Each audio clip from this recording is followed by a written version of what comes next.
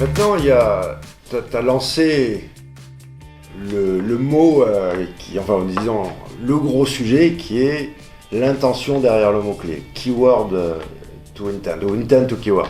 C'est ça, en fait, le Saint Graal. Qu'est-ce que je veux quand je tape, je sais pas moi, fleur? Qu'est-ce que j'ai derrière la tête?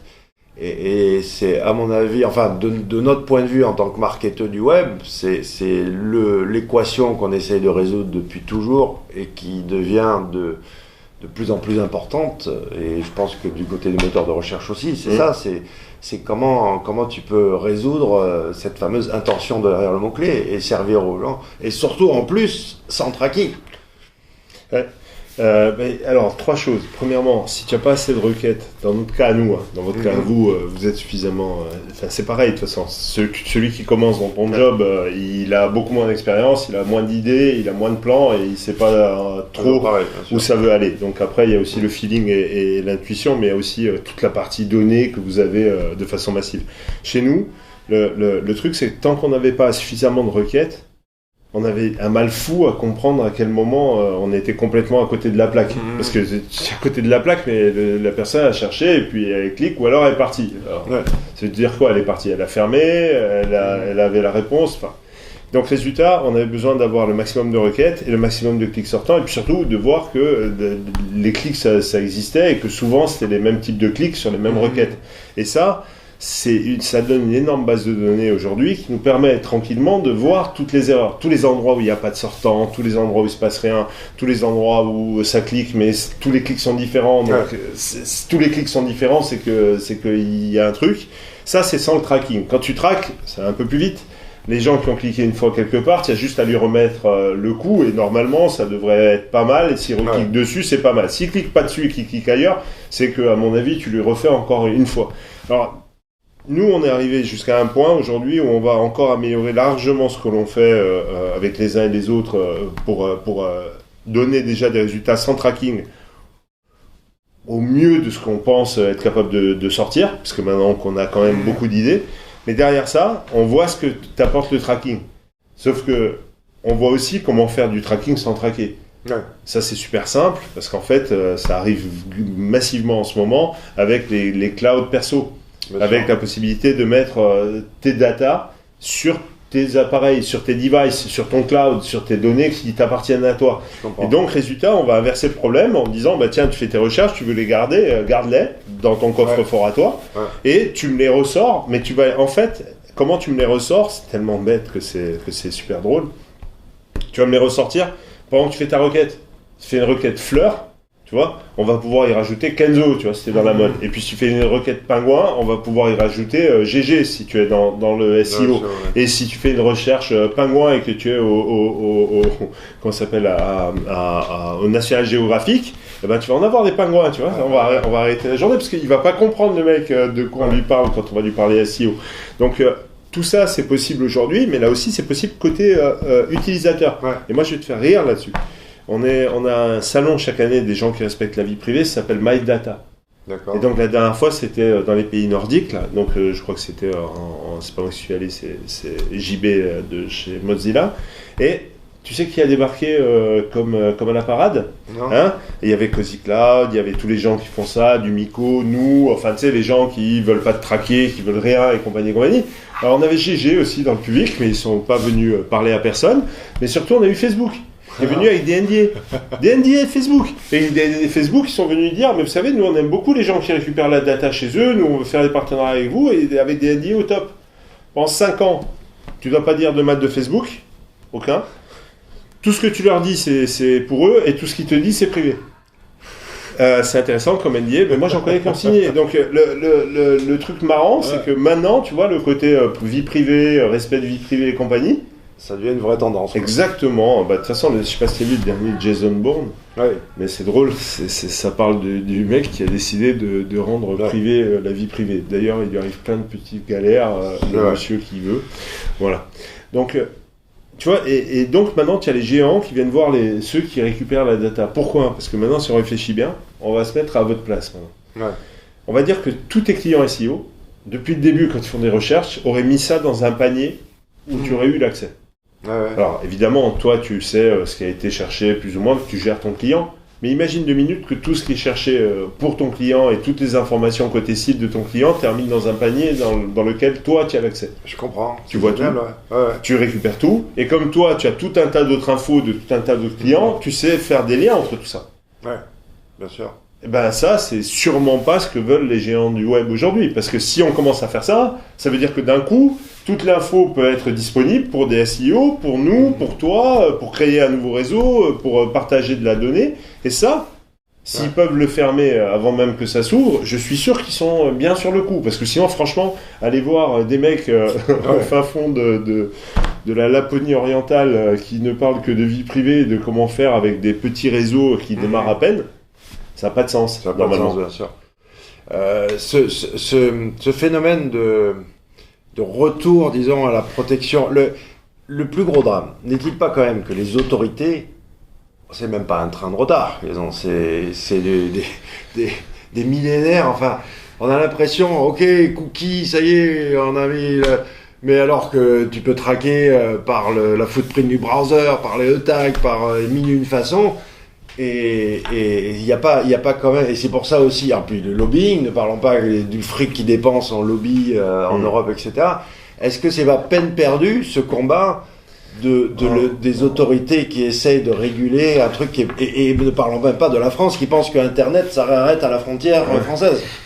Mais en fait, c'est pas peine perdue, mais il faut arrêter de faire des lois sur les problèmes qui sont, tu vois, justement, les problèmes techniques. Tu fais une loi sur le cookie. Quand tu as fini de faire ta loi sur le cookie, ça devient cheesecake et ils ont changé le truc et la techno. Surtout quand tu fais des browsers, à la fin de la journée, tu fais ce que tu as envie. C'est bon, on va arrêter, on va simplifier la vie. Bon, allez, plus de cookies, pas de problème. Donc tu vois, et pareil quand tu fais l'OS, tu vois, donc fin de la journée. Pour traduire, c'est le navigateur, c'est quand même le trojan, c'est-à-dire qu'il n'y a pas besoin de cookies quand tu as un navigateur, tu as toute la data possible, imaginable. Donc moi j'aime beaucoup les gens qui utilisent Quant et Chrome, j'aime beaucoup, c'est déjà sympa, mais bon. Il y a une partie, malheureusement, je peux rien faire pour les protéger. Donc voilà.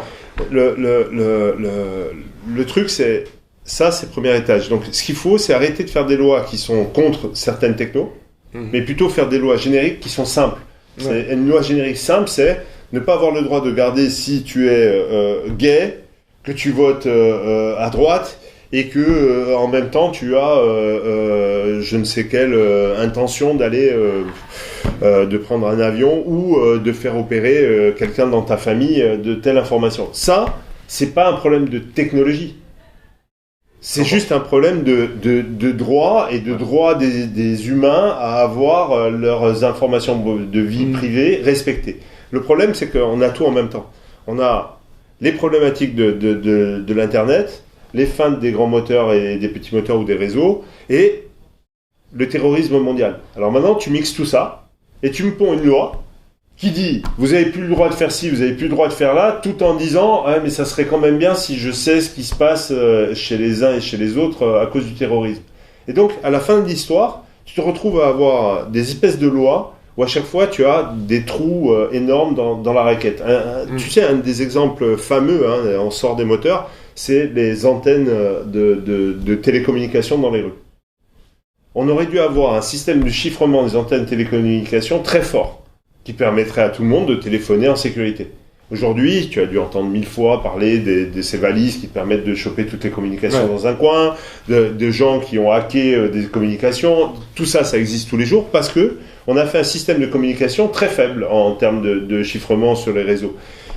À cause de ça, aujourd'hui, des tas de gens ont des problèmes sur la communication. Pourquoi ? Parce que quand c'est très faible, c'est plus facile à écouter. Alors, je comprends.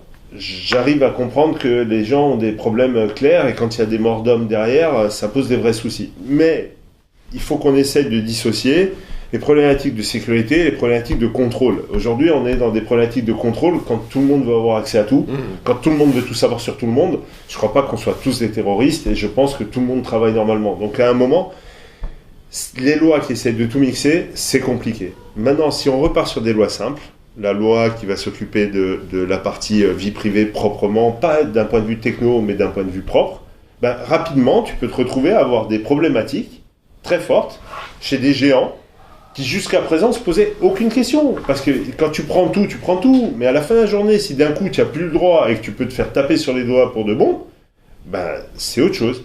Et puis, pour finir, le truc, pour moi, qui est le plus fou, c'est que tu sais, c'est comme ces oiseaux c'est comme ces gens qui scient la branche sur laquelle ils sont assis. Parce qu'à la fin de la journée, quand il n'y aura plus de vrais journalistes, il n'y aura plus de vraie information.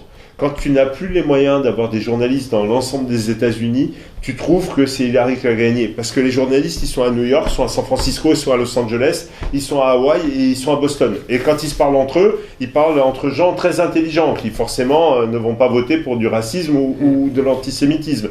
Donc ça, je comprends, mais fin de la journée, c'est pas les seuls qui votent. Et tu enlèves les journalistes de partout parce qu'il n'y a plus les moyens. Ouais. Donc, on tue le journalisme parce qu'on crée des moteurs. On crée des moteurs pour normalement envoyer du monde vers les journaux et progressivement on envoie du monde vers la plateforme. Ouais. Donc moins de publicité pour les journaux, moins d'argent, moins de journalistes, moins de réalité mondiale. Plus de journalistes. Qu'est-ce que ça va donner demain ? C'est qui donne la vraie info ? Je comprends. Sauf que il y a un angle, à mon avis, qui fait qu'ils vont réussir à outrepasser ça, c'est la santé. Parce que qui va pouvoir refuser que Facebook ou Google devine avant même que tu le saches que tu as le cancer ou le diabète ou je sais pas quoi. Ouais. Comment tu peux résister à ça ? Alors moi je réponds, parce que c'est drôle.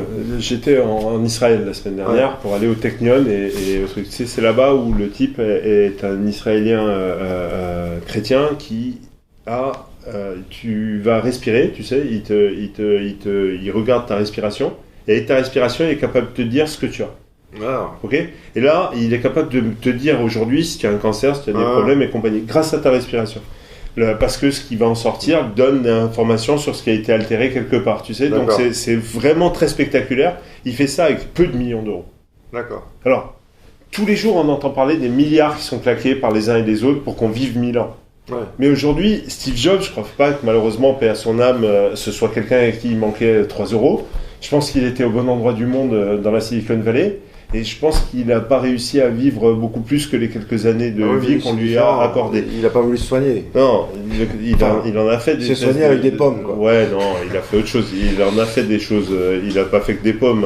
S'il a fait que des pommes, voilà. Mais sur le pancréas, c'est compliqué. Et aujourd'hui, même dans la Silicon Valley, qui vit plus de 10 ans ? 10 ans de plus. 10 ans. Pas 1000 ans, 10 ans. 1 an. 6 mois. 6 semaines. Ouais, mais on est quand même face à deux gars.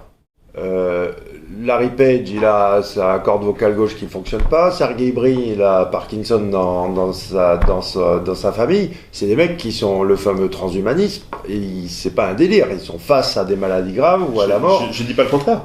Ils vont forcément, c'est vers là. Et comment, ce que je me pose comme question, c'est comment les autorités et même le grand public, à mon avis, c'est ça, ils vont passer par la santé, le faire. Je t'entends, je suis d'accord. La seule chose que je te dis, c'est je ne comprends pas le rapport entre la santé et le fait de savoir si c'est toi ou moi qui sommes malades. Que la data de santé soit analysée, nous, on est prêt à l'analyser demain matin et on est capable de faire des analyses dans tous les sens. Donc du point de vue, ce biais de la santé, c'est ma conviction de dire que c'est là qu'ils vont niquer tout le monde et qu'ils vont arriver à faire passer la puce dans le bras ou dans le cerveau ou machin pour te sauver la vie et te vivre jusqu'à 200 ans.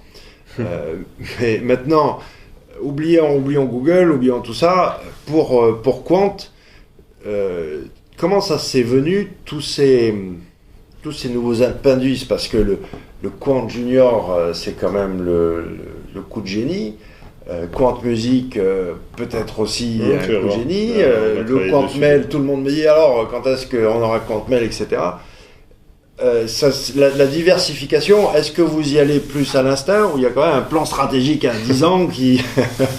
il y a un peu des deux, un peu d'instinct, ça peut toujours servir, mais l'idée globale, Quant Junior, d'abord, on traquait pas les grands, alors pas traquer les enfants, c'est normal, et quand tu vois que d'autres se font choper la main dans la confiture plein de fois, il faut le faire, c'est tout, point, il faut le faire. Et en plus, aujourd'hui, avec tout ce qui se passe, les enfants ont le droit de grandir comme nous, on a grandi. Tu vois. Nous, on croyait qu'il y avait un rideau de fer, l'Est et l'Ouest, c'était assez simple.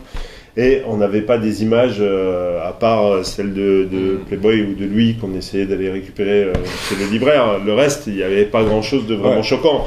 Donc ça ne nous a pas forcément choqué. Mais pour revenir à aujourd'hui, il y a tellement de possibilités d'avoir accès à ça. Il fallait faire quelque chose pour les enfants. Donc on a préparé ce produit, on a vraiment travaillé dessus pendant 1 an, et puis on l'a sorti, ça se passe très bien. Et d'ailleurs aujourd'hui on a une vraie demande mondialement, pas qu'ici.